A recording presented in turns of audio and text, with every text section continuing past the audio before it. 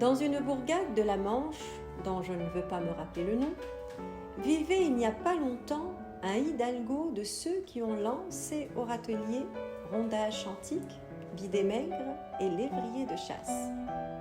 Un pot-au-feu plus souvent de mouton que de bœuf, une vinaigrette presque tous les soirs, des abattiers de bétail le samedi, le vendredi des lentilles et le dimanche, quelques pigeonneaux, outre l'ordinaire, consumaient les 3/4 de son revenu.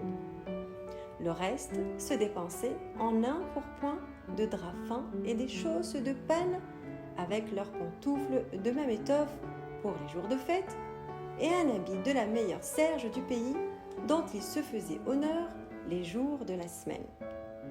Il avait chez lui une gouvernante qui passait les 40 ans, une nièce qui n'atteignait pas les 20 et de plus un garçon de ville et de campagne qui scellait le bidet aussi bien qu'il maniait la serpette.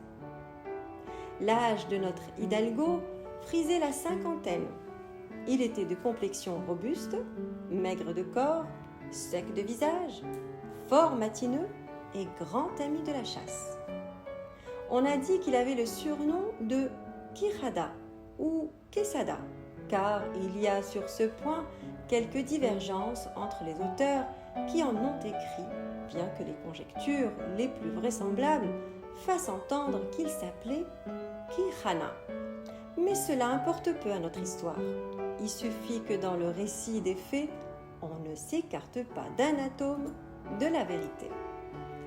Lila Borsali, interprète de musique andalouse, j'aime lire le Quichotte.